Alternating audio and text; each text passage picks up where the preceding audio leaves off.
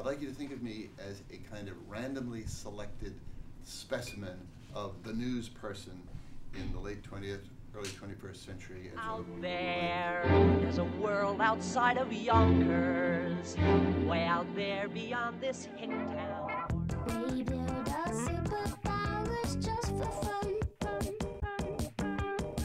And the money stay. There are deep connections between the news we read, especially in the God Almighty New York Times, and what the power wants and does and thinks. And I don't mean to be conspiratorial, but but it's not us that's conspiratorial, it's them that's conspiratorial, and we better, in some sense, know something of the way it works. The best things in life are free, but you can give them to the birds and bees. I want money. That's what I want. Nelson Rockefeller, rich beyond imagining, powerful beyond imagining. I mean, and the sorry thing about not having Nelson Rockefeller around anymore is that he was sort of barometer of where power was. He was the embodiment of unbelievable power. This was not long after, it was not terribly long after, when Rockefeller was governor, there was this uprising in Attica, the prison, and these kids at SUNY Westchester, or whatever it was, they turned out in droves and they were angry.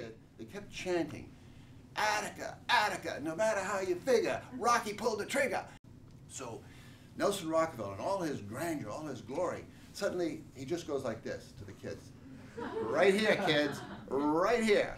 There it is, go fuck yourself. So this was a man bites dog story. This was truly news, but it was not news in the New York Times. These boots are made for walking, and that's just what they'll do. One of these days, these boots are gonna walk all over you.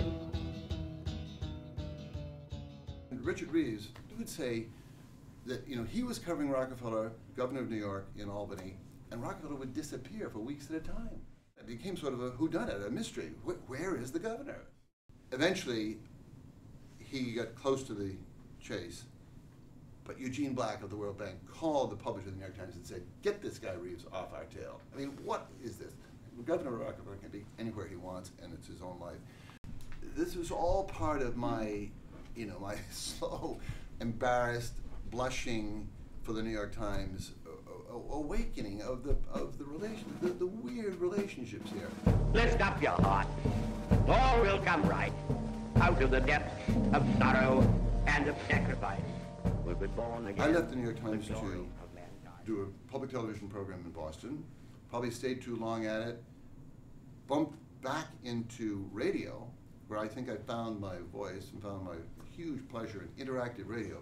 That was the first time, that was that was the internet without speed. Discovering, which was a radical revelation for me, that the audience knew vastly more, not only than me, but than my expert guests.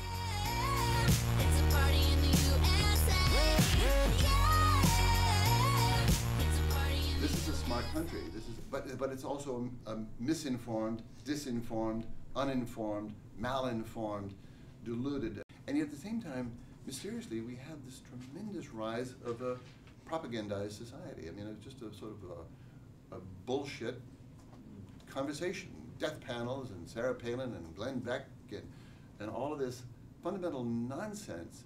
Really offensive nonsense if you take it at all seriously, ruling the conversation. Full hour with former Alaska Governor Sarah Palin. She's now a Fox News contributor, and this is the first time we've actually sat in the same room and looked eyeball to eyeball with each other. And I picked this spot because of that statue and what it means. Before we start, Sarah, I want to read to you what I wrote last night in my journal, because it's about you. Tomorrow I meet Sarah Palin and family for the first time. I'm actually a little nervous, as she is one of the only people that I can see that can possibly lead us out of where we are. I don't know yet if she's strong enough, if she's well enough advised. I think the Glenn Beck phenomenon, even the Sarah Palin phenomenon, I hope, I pray, will, in the long run, be seen as sort of big media conspiracies. This is a kind of, I think, literally sort of fascistic distraction. They're just sort of playing with our heads. Huey Long, supposedly, said in the 30s, "Of course we'll have fascism in America, and we'll call it democracy."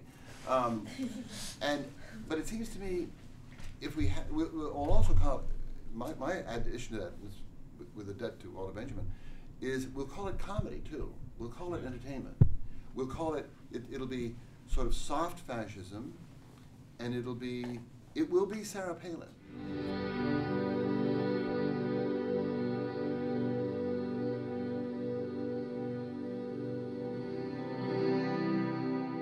And I'm still basically of the view that the internet is the hope. I mean, that the internet, if we had 100 bloggers in the Congo today, the war would end. I mean, if we knew what was going on in the world, things would change. One of the bywords of the web, I'll be gross again, but I mean, we can fact check your ass. I mean, that was one of the early slogans, and they do. And people will call you. They won't call you if you're just ranting, because who cares? But if you're weighing in on important stuff, it's very interesting competition. Ethan Zuckerman, a man I really recommend that you discover. He has made a passionate and very detailed study over the years of where the news comes from.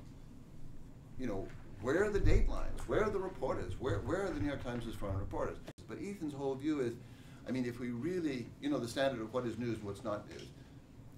Dog bites man is not news. Man bites dog is news.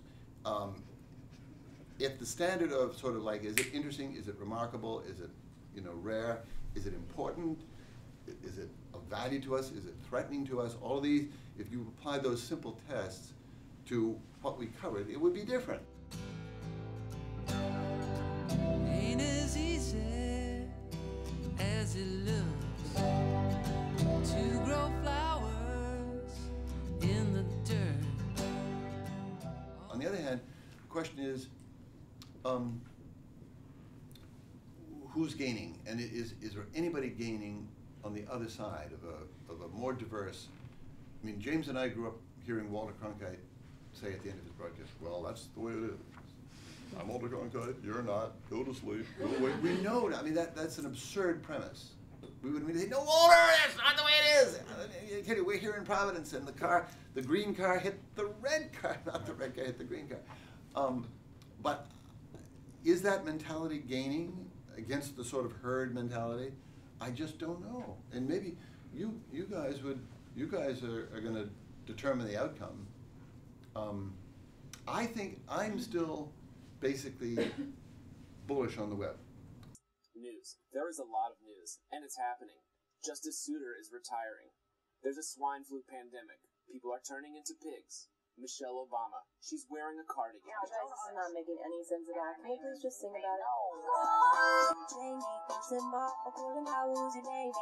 I had to choose in terms of being a Republican, I'd go with Rich. And my take on it was Coleman had already left the party. I don't think that actually happened.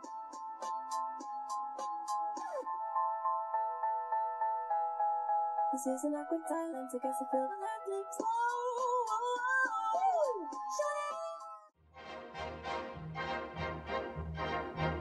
Put on your Sunday clothes, there's lots of world out there. Get out the brilliantine and dime cigars.